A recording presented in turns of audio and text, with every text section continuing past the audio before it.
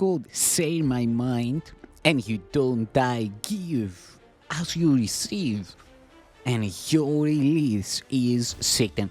Today's teaching is the part 123 in the series Christ's Forgiveness, How to Manifest Immortality, Season 2. And today's teaching is the only answer. Remember that the Holy Spirit is the answer, not the question. The ego always speaks first. It's capricious and does not mean its maker well. It believes, and correctly, that its maker may withdraw his support from it at any moment.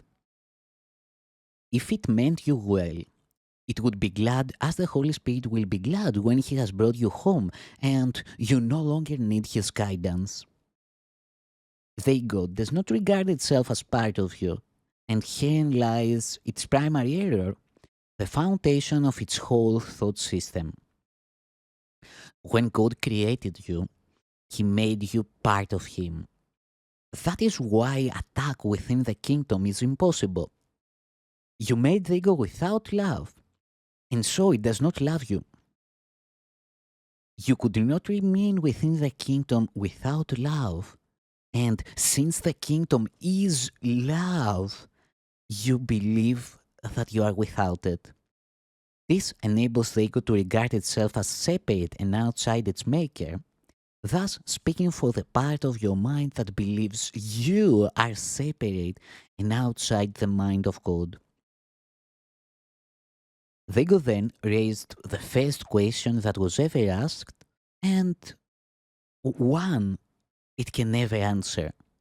That question, what are you, was the beginning of doubt. The ego has never answered any question since, although it has raised great many. The most inventive activities of the ego have never done more than obscure the question because you have the answer and the ego is afraid of you. You cannot understand the conflict until you fully understand the basic fact that the ego cannot know anything. The Holy Spirit does not speak first, but he always answers. Everyone has called upon him for help at one time or another, and in one way or another, and has been answered. Since the Holy Spirit answers truly, he answers for all time, which means that everyone has the answer now. The ego cannot hear the Holy Spirit, but it does believe that part of the mind that made it is against it. It interprets this as a justification for attacking its maker. It believes that the best defense is attack and wants you to believe it. Unless you do believe it, you will not side with it. And the ego feels badly in need of allies, though not of brothers. Perceiving something alien to itself in your mind, the ego tends to the body as its ally because the body is not part of you. This makes the body the ego's friend. It is an alliance frankly based on separation. If you side with this alliance, you will be afraid because you are siding with an alliance of fear. The ego uses the body to conspire against your mind, and because the ego realizes that its enemy can end them both merely by recognizing that they are not part of you, they join in the attack together. This is perhaps the strangest perception of all if you consider what it really involves. The ego, which is not real, attempts to persuade the mind, which is real, that the mind is the ego's learning device, and further, that the body is more real than the mind is. No one in his right mind could possibly believe this, and no one in his right mind does believe it. Here then, the one answer of the Holy Spirit to all the questions the ego raises. You are a child of God, a priceless part of His kingdom, which He created as part of Him. Nothing else exists, and only this is real. You have chosen a sleep in which you have had bad dreams, but the sleep is not real, and God calls you to awake. There will be nothing left of your dream when you hear Him because you will awaken. Your dreams contain many of the ego's symbols, and they have confused you. Yet, that was only because you were asleep and did not know. When you wake, you will see the truth around you, and you will no longer believe in dreams because they have no reality, they will have no reality for you.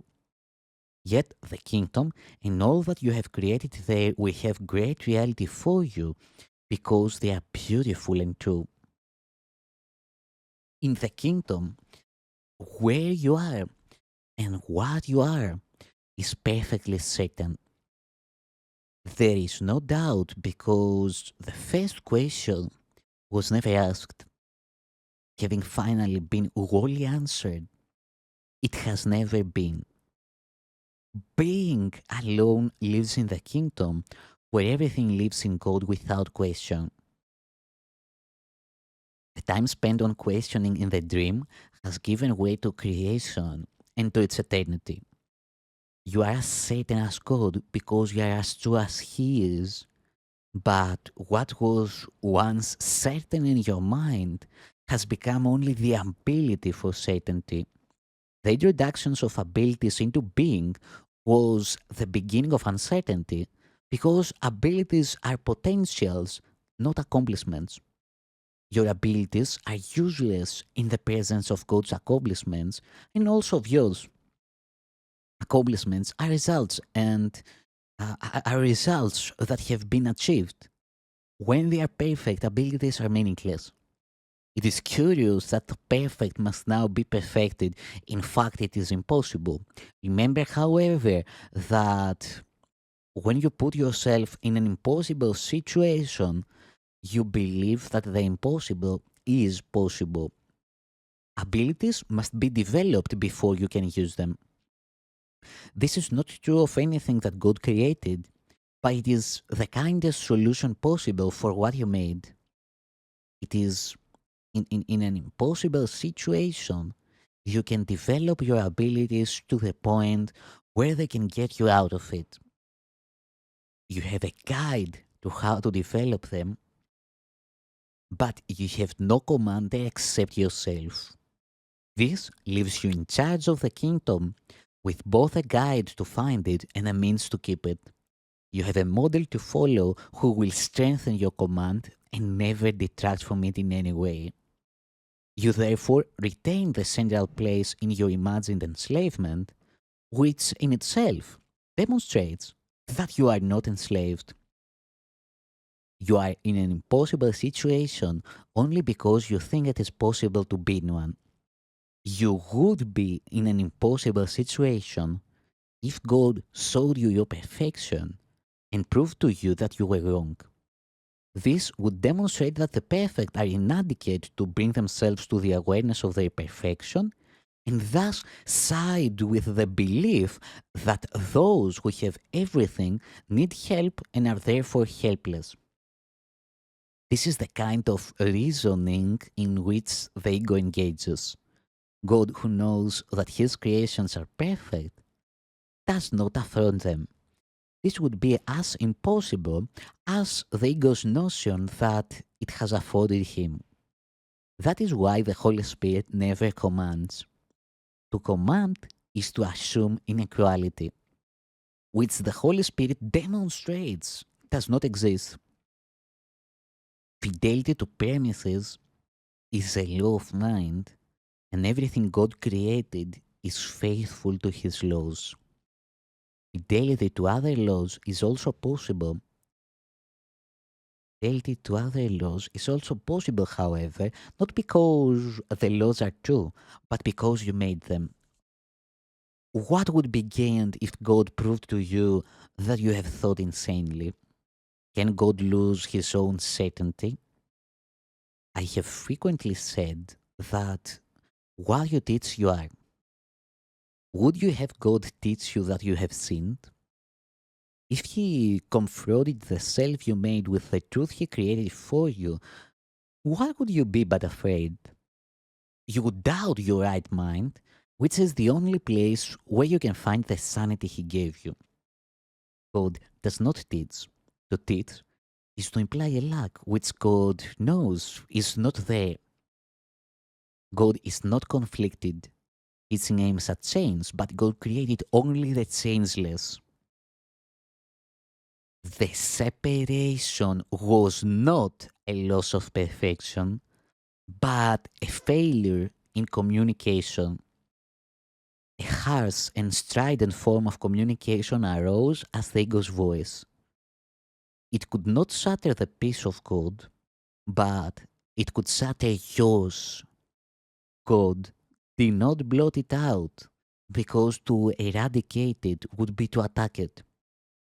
Being questioned, he did not question, merely gave the answer.